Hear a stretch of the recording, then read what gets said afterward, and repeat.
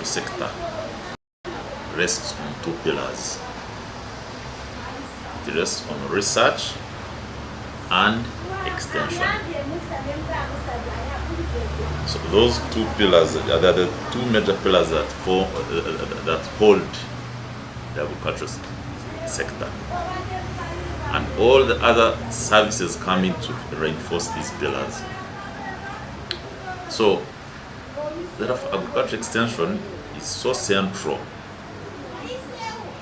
for socio-economic transformation of the rural farmers, especially the smallholders. So, all from independence, there's been attempts to streamline the agriculture extension services. Because the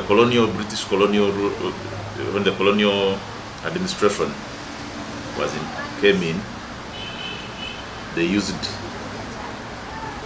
regulatory methods to enforce agricultural practices.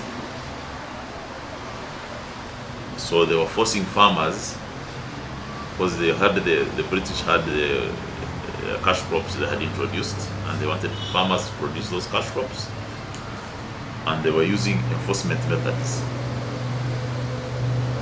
They were telling the farmers to grow those crops using those practices, but the farmers were being forced to do without knowing exactly about why they were doing it. So when the post-independence government said this method of coercion was not right, there is this coffee called kiboko. You have heard of kiboko? Yeah. It is because people were being caned to follow the practices during the colonial times. But when the independence government came in force, said we needed to do an educational approach. Farmers need to be educated. They need to be supported to understand these technologies. And that is why they set up all these district farm institutes across the country to educate the farmers. Farmers go for residential training. They are taught the technologies, how they should implement. So that it became an educational program. And so it moved from educational to participatory approaches. So until then, from participatory, it came to demand-driven. You get it? Now, all these methods were being applied. They had their strengths and weaknesses. So the NADS program was designed on the principles of demand-driven approach. But it made assumptions that farmers had the capacity to demand, own, and control the extension service. So it also had drawbacks because farmers had not built that level of capacity, and so the model could not work. So after all this, the Ministry of Agriculture said we needed to come up with a new system that analyzes the weaknesses in all the previous approaches and come with one that is locally developed to address the local realities of our people. So that was the birth of the single Spain extension system. Now, the single Spain extension system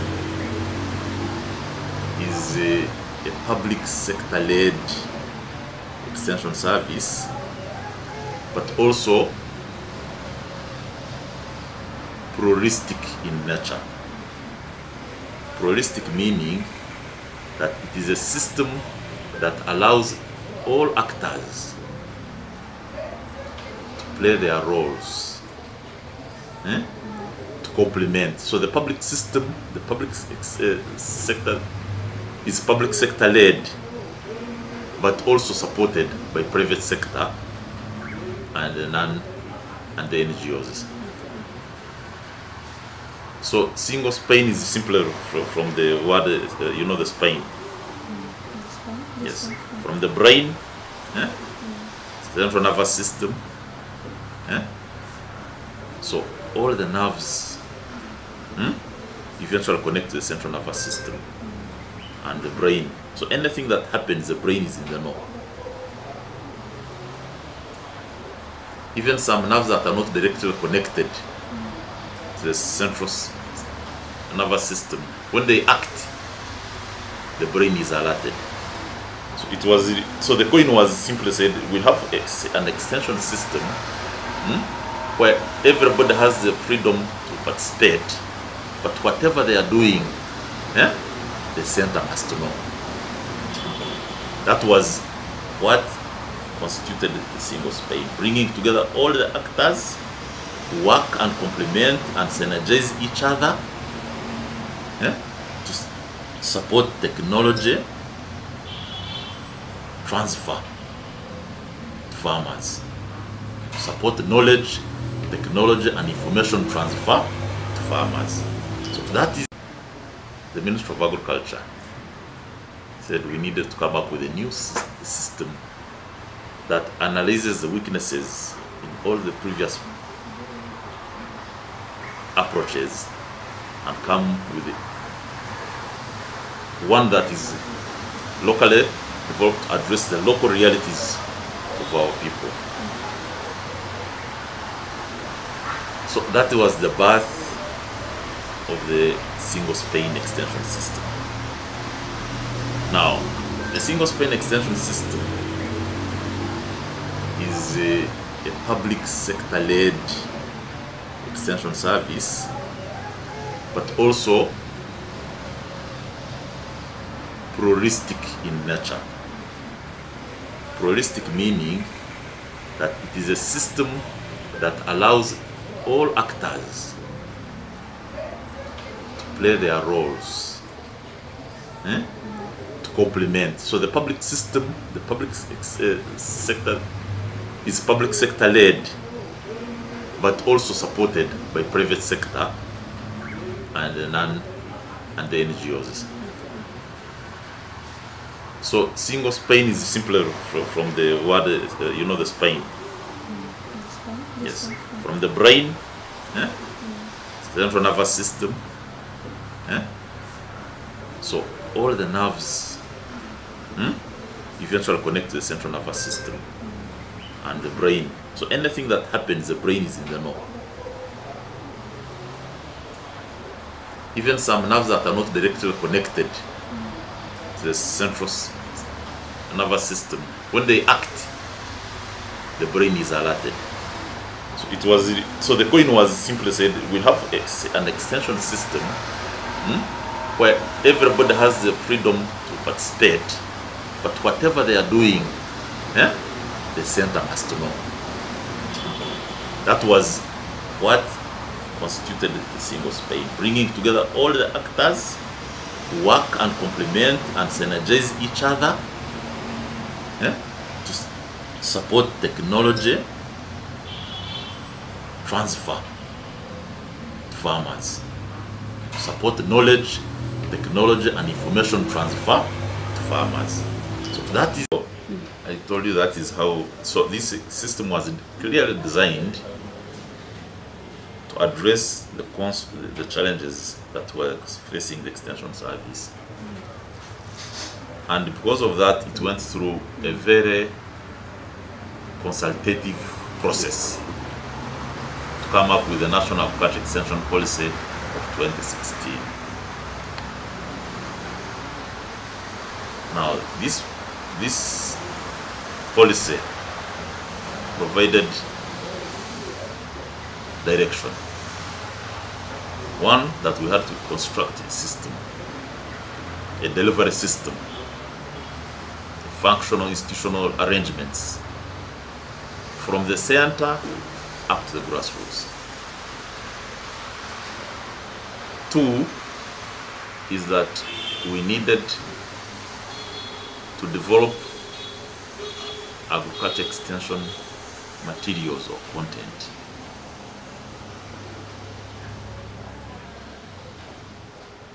The content that is relevant to the needs of the farmers. 3, it brought in the agribusiness development component. That we needed not only to focus on production, get it, but also to look at the business development services. And 4, to work on strengthening farmer organizations to ensure that they are able to function as business entities, commercial entities, in line with the priorities of government. Build enterprise groups, enterprise cooperative groups that are able to run as business. So, based on those cornerstones, this extension system was designed. The Ministry of Agriculture was structured to create the Directorate of Agriculture Extension Services. The local governments were restructured to the production and departments and local governments were restructured to provide staffing that is required to run the service. And in the process, we also had to work out the financing delivery system. And through that, we created what we call the Agriculture Extension Conditional Grant to support delivery of services at the grassroots. So all these were intended to construct a system that should be able to work and meet the needs of the farmers. So, the National Agriculture Extension Strategy for 2016-2021 highlighted all the key strategic areas that were needed to get the system functioning, and even made provisions for modern methods of delivery, especially the digital, even to use digital services to reach farmers. So the comprehensive strategy was done, and the system was actually well structured and put in place. So implementation. The issue is now, it came to the issue of implementation, because for us to run this system the way it had been designed, because we had seen in the oral literature showed that for Uganda to undergo a green revolution or an agricultural revolution, you needed about 25,000 agricultural professionals, paraprofessionals, and technicians. You get it? But we realized that also the private sector and the NGOs had a role to play. So we said let the public sector at least provide at minimum 12,000. That was our original design. thousands of agriculture experts. Yes. Okay. But however, when we presented the matter to Cabinet, because of resources, Cabinet said that we need to begin with 5,000. And as we go on, we shall keep see how we can improve. So resources were provided for the recruitment of 5,000 staff.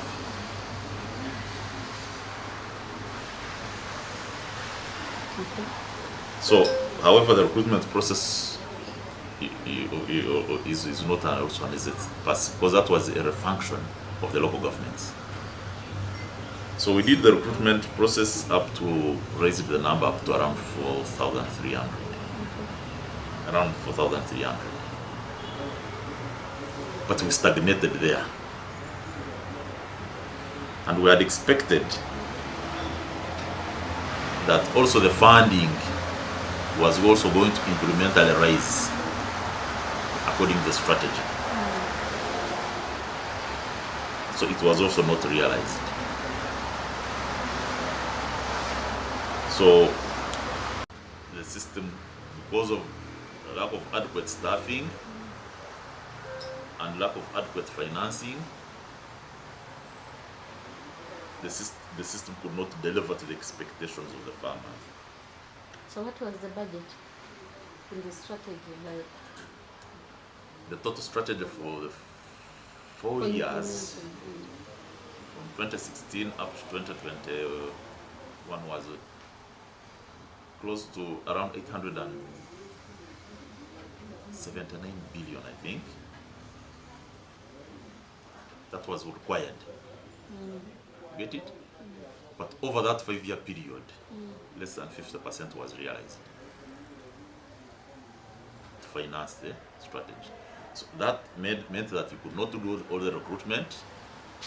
You get it? So a lot of things could not be implemented as planned because of inadequate financing. And as a result, there was a public outcry. Even now, there is currently a public outcry that these extension people are not reaching the farmers.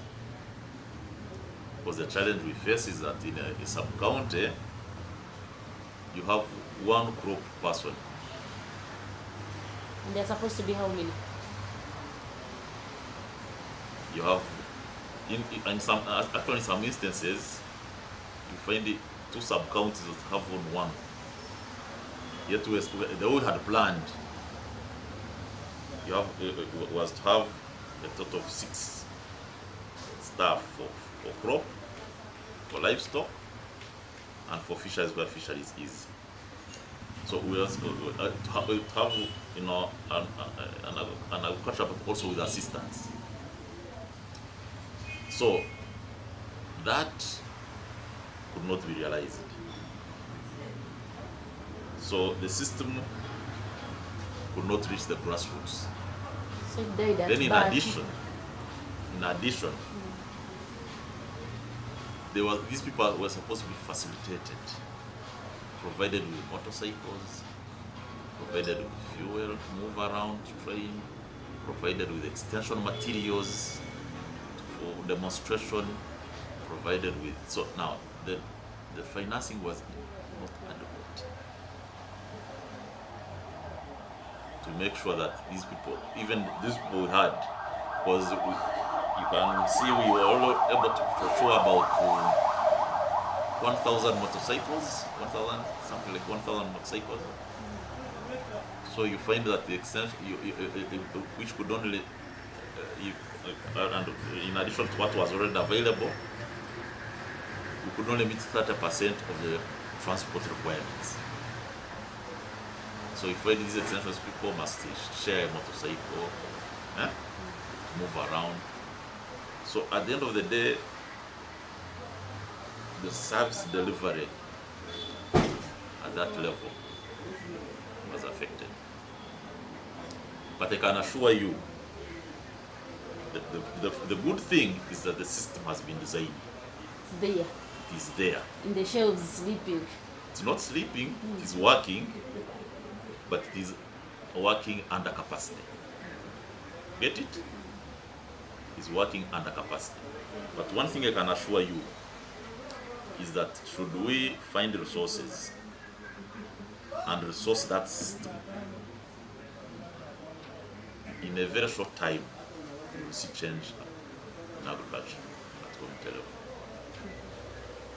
That is for sure, because the system was well thought out, and it took us, there was an interministerial technical committee appointed by cabinet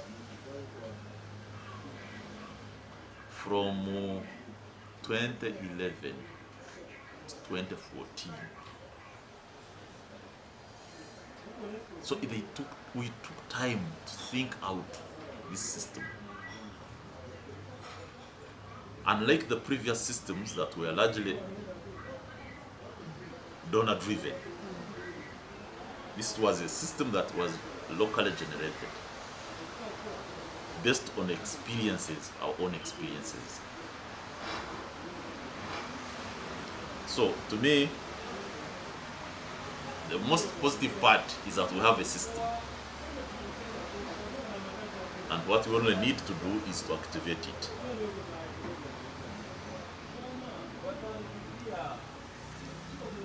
So that is how the entire system was designed. So in case the system is put to use, what will it address? What are the benefits of having this system function? You know, the issue, the problem with most people, when they talk about extension, you only refer to this extension person at the, that's how people look at it. But an extension system is part of the broad, what we call an agriculture innovation system. It is a bridging institution. Bridging meaning that it links the farmers, the researchers, the academia, and facilitates flow of knowledge, information, and technology. So it is not that it plays a very, so when it is absent, all these things also, all these institutions also break off. They start working in their silos, because it is the extension service is a bridging institution.